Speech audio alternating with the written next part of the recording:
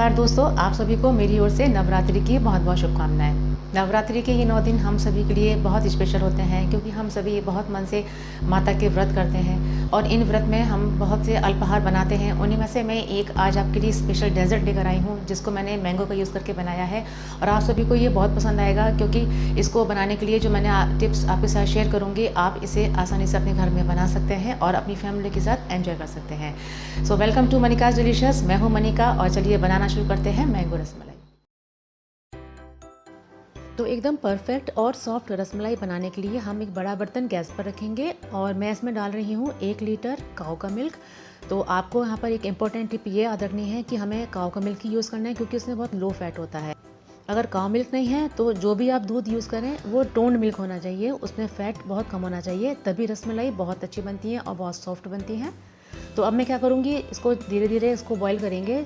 मैं इसको थोड़ा थोड़ा चमचे से चलाती रहूँगी और जैसे ही देखिए इसमें बॉयल आ जाएगा उसके बाद हमें क्या करना है, गैस को तुरंत ऑफ़ कर देना है और इसका टेम्परेचर थोड़ा लो करना है हमें। तो जब ये करीब 10 से 20% इसका टेम्परेचर डाउन हो जाएगा तो उसके बाद हमें क्या करना है, एक कटोरी लेनी है, उसमें मैं डाल रही हूँ 2 टेबलस्पून वाइट विनेगर और 2 टेबलस्पून ही इसमें मैं पानी डाल रही हूँ। तो आप जब भी दूध को फाड़ें तो हमेशा ध्यान रखें कि अगर आप नींबू से फाड़ रहे हैं या विनेगर से फाड़ रहे हैं तो आपको जितना नींबू और विनेगर ले रहे हैं उतना ही आपको पानी मिलाकर उसमें धीरे धीरे अब हम दूध में डालेंगे और बहुत ही हल्के हाथ से हम चमचे से दूध को चलाएंगे। फिर मैंने वापस इसमें वो मिक्सचर डाला विनेगर और पानी का, फिर मैंने हल्के हाथ से चमचे से चलाया। ये प्रोसेस हमें कम से कम 3 से 4 बार करनी है।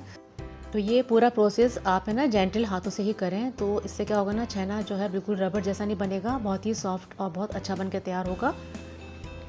तो देखिए मैंने जो है 3 से 4 बार ये विनेगर पानी का मिक्सचर डालकर ये छेना बिल्कुल अलग हो चुका है। देखिए अब हमें क्या करना है, इस प्रोसेस को यहाँ पर बिल्कुल स्टॉप कर देना है हमें क्योंकि छेना अलग हो चुका है।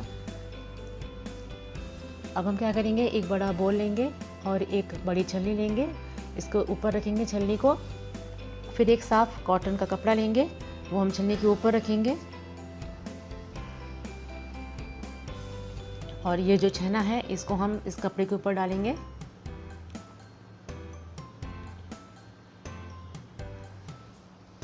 इसके बाद क्या करेंगे, हम ठंडा पानी लेंगे और फिर इसमें डालेंगे और चम्मच से इसको हम वॉश करेंगे। तो क्योंकि जो भी विनेगर का खट्टापन है ना वो सब हमें इसमें से निकाल देना है, तो इसलिए हमें ये प्रोसेस ज़रूर करना है।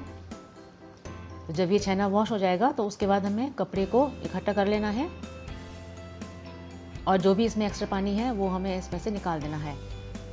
तो उसके लिए हम क्या करेंगे, हमें इसको अच्छे से टाइट बांध कर और उसको हमें निचोड़ देना है इस तरीके से। तो देखिए इस तरह से जो भी एक्स्ट्रा पानी है वो छेने में से निकल जाएगा और ये प्रोसेस हमें तब तक करना है जब तक कि ये देखिए धार इसमें से जो निकल रही है पानी की, जब तक ये निकलना बंद नहीं हो जाती है तब तक हमें इसको इसी तरीके से निचोड़ते रहना है। देखिए अब जब इसमें ये ड्रॉप्स गिरना चालू हो जाएगी तो अब हमें क्या करना है, इस स्टेज पर हमें इस प्रोसेस को रोक देना है। अब ये जो पानी बचा है इसको हम आटा लगाने में या फिर हम दाल या सब्ज़ी बनाने में यूज़ कर सकते हैं। फिर से इस छेने को इस छलनी में रखेंगे ताकि जो भी इसमें थोड़ा बहुत पानी रह गया होगा वो भी इससे ड्रेन आउट हो जाएगा। तो इसको मैं करीब 10 से 15 मिनट के लिए ऐसे छोड़ दूँगी। तो देखिए अब मैं इसको चेक कर लेती हूँ, तो इसमें जो भी थोड़ा बहुत पानी था वो भी इसमें से निकल चुका है और छेना हमारा बिल्कुल तैयार हो चुका है। अब हम क्या करेंगे, एक बड़ी परात लेंगे और उसमें इस छेने को निकालेंगे। तो देखिए बिल्कुल सही हमारा छेना बन के तैयार हुआ है यहाँ पे। तो जैसे अक्सर लोगों को शिकायत होती है कि हम जब भी रसगुल्ले बनाते हैं या फिर रसमलाई बनाते हैं तो चाशनी में डालते ही वो फट जाते हैं, तो उसके लिए यहाँ पर एक बहुत ही इंपॉर्टेंट टिप आपको मैं बता रही हूँ। हमें क्या करना है, इस छेने को अपने हाथों की हथेली से बहुत ही अच्छे तरीके से मलना है जब तक कि इसके सारे दाने ख़त्म नहीं हो जाएँ और ये एकदम स्मूथ नहीं हो जाए। तो आपको ये ध्यान रखना है, कम से कम 5 से लेकर 7 मिनट तक इसको कंटिन्यूसली इस तरीके से हमें हाथों से मलते रहना है, तभी रसमलाई एकदम परफेक्ट बनेगी। तो आप भी अगर इसी तरीके से छेना बनाएंगे तो कभी भी आपकी रसमलाई चाशनी में डालकर नहीं फटेगी।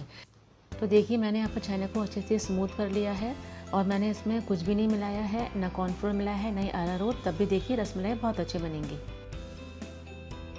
तो आइए अब रसमलाई की रस यानी कि उसकी जो रबड़ी होती है वो हम तैयार कर लेते हैं। तो मैंने यहाँ पे कढ़ाई को रखा है गैस पर और मैंने इसमें डाला है आधा लीटर दूध जो कि फुल क्रीम मिल्क है। तो यहाँ पर आप ध्यान रखिए कि हमने जब छेना बनाया था तो हमने लो फैट दूध का यूज़ किया था, और जब हम इसकी रबड़ी बना रहे हैं तो हम फुल क्रीम मिल्क का यूज़ कर रहे हैं। क्योंकि यहाँ पर हमको कोई गाढ़ी रबड़ी नहीं तैयार करनी है, थोड़ी पतली रबड़ी ही तैयार करनी है। तो अब मैं इसमें डाल रही हूँ करीब 1/4 कप चीनी।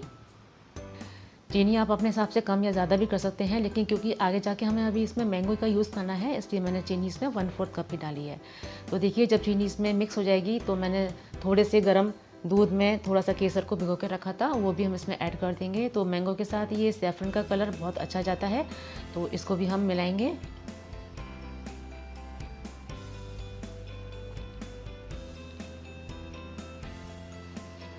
फिर मैंने देखिए कुछ पिस्ते लिए हैं, इनको मैंने छोटे छोटे पीस में काट लिया है, और मैंने लिए हैं कुछ बादाम, इनको भी मैंने स्लाइस कर दिया है, इनको भी हम इसमें डालेंगे। और देखिए दूध हमारा थोड़ा सा यहाँ पे रिड्यूस हो चुका है।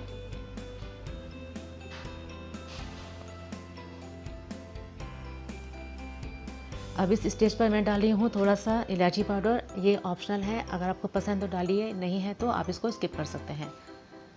तो ये सारे इंग्रेडिएंट्स डालने के बाद हम इसको थोड़ा सा मिलाएंगे। चीनी भी यहाँ पर मिक्स हो चुकी है अच्छी तरह से। अब जब ये थोड़ा सा ठंडा हो जाएगा तो फिर हम एक बड़ा बोल लेंगे और इस दूध को हम उस बड़े बोल में डाल देंगे और इसको थोड़ी देर के लिए ठंडा होने के लिए रख देंगे।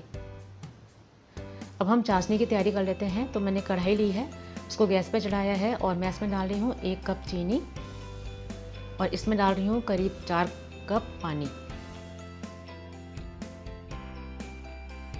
तो पानी डालने के बाद हमें बस स्पैटुला से चीनी को इसमें मिक्स कर देना है। हमें यहाँ पर गाढ़ी चाशनी नहीं तैयार करनी है, हमें सिर्फ इतना करना है कि चीनी इसमें अच्छे से मिक्स हो जाए और इसमें अच्छा बॉयल आ जाए। तो जब तक हमें चाशनी बनकर तैयार हो रही है तो हमारा जो छेना था, अब हम इसकी छोटी छोटी बॉल्स बना लेते हैं। तो इतने छेने से यहाँ पर कम से कम 8 से 10 बॉल्स बनके तैयार हो जाएंगी। अगर आपको ज़्यादा रसमलाई बनानी है तो जो दूध हमने फाड़ने के लिए यूज़ किया था, आप उसकी क्वांटिटी बढ़ा सकते हैं। हमने वहाँ पर 1 लीटर दूध लिया था, आप चाहें तो 2 लीटर दूध के भी रसमलाई बना सकते हैं। तो देखिए, अब इस तरीके से जो हमें क्या करना है, अपने दोनों हथेलियों के बीच में इन बॉल्स को अच्छे से प्रेस करते हुए इनको राउंड राउंड घुमाना है और फिर फ्लैट कर देना है।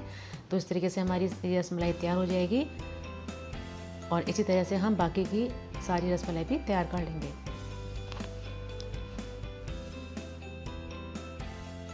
तो देखिए, सारी रसमलाई तैयार हो चुकी है। इधर हमारी चाशनी भी एकदम रेडी है। देखिए, एकदम बढ़िया से इसमें बॉयल आ गया है।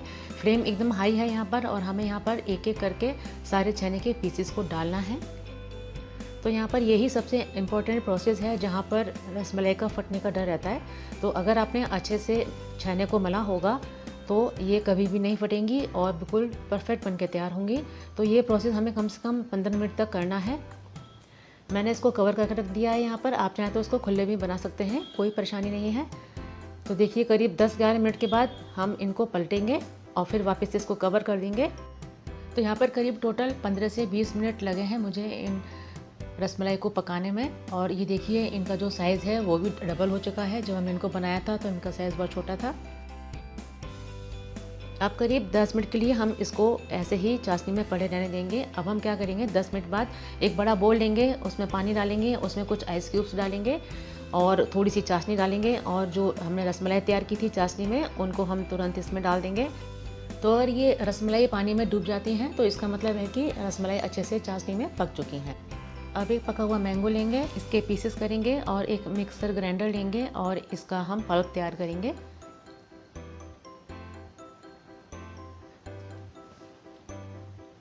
तो देखिए, मैंगो का पल्प बिल्कुल तैयार हो चुका है। अब ये जो हमने रबड़ी बनाई थी ये भी हमारी ठंडी हो चुकी है, और जो मैंगो का पल्प हमने तैयार किया है वो हम इसमें ऐड करेंगे। तो इस स्टेज पर एक इम्पोर्टेंट टिप ये है कि जब भी हम मैंगो पल्प को इस दूध में मिलाएंगे तो ये दूध एकदम ठंडा होना चाहिए, क्योंकि मैंगो में थोड़ा सा सिट्रिक होता है। तो हमें ये बहुत ध्यान रखना है कि जब भी आप इसको मिक्स करें दूध में तो दूध गर्म नहीं होना चाहिए। अब लेंगे एक विस्कर और इस फल को अच्छे से दूध में मिक्स कर देंगे। अब जो मैंने बचा हुआ मैंगो था उसके कुछ छोटे पीसेस कर लिए थे, वो भी मैं इसमें ऐड कर रही हूँ। आप ये मैंगो फ्लेवर की रसमलाई अपने घर में ज़रूर बनाइएगा, आपकी पूरी फैमिली को बहुत पसंद आएगी। अब जो रसमलाई हमने पानी में भिगो के रखी थी उनको हम हथेली के बीच में स्क्वीज़ करेंगे। इनका जो एक्स्ट्रा पानी है वो निकालने के बाद हम इस रबड़ी वाले दूध में मिला देंगे। तो आप भी इन्हीं इंपॉर्टेंट टिप्स एंड ट्रिक्स को यूज़ कर ये रसमलाई बनाएंगे तो 101% ये आपकी रसमलाई बिल्कुल परफेक्ट बनेगी, ना फटेंगी ना कुछ होगा, और बहुत ही आसानी से आप इसको बना सकेंगे अपने घर पे। जो भी दिक्कतें इसको बनाने में आती थी अब वो बिल्कुल दिक्कतें नहीं आएंगी आपको। तो मैंने सारी रसमलाई को इस रबड़ी में डुबो दिया है। अब मैं इसको गार्निश करूँगी केसर, पिस्ते और बादाम से। मैंगो रसमलाई तो तैयार हो चुकी है, लेकिन अभी हम इसको टेस्ट नहीं कर सकते हैं क्योंकि अभी इसे हमें करीब 4 से 5 घंटे के लिए ऐसे ही रख देना होगा ताकि जो रसमलाई है वो इस रस को एब्जॉर्ब कर सके। तो आपको ये मैंगो फ्लेवर रसमलाई कैसी लगी प्लीज़ कमेंट करके ज़रूर बताइए। मिलते हैं नेक्स्ट वीडियो में नई रेसिपी के साथ, तब तक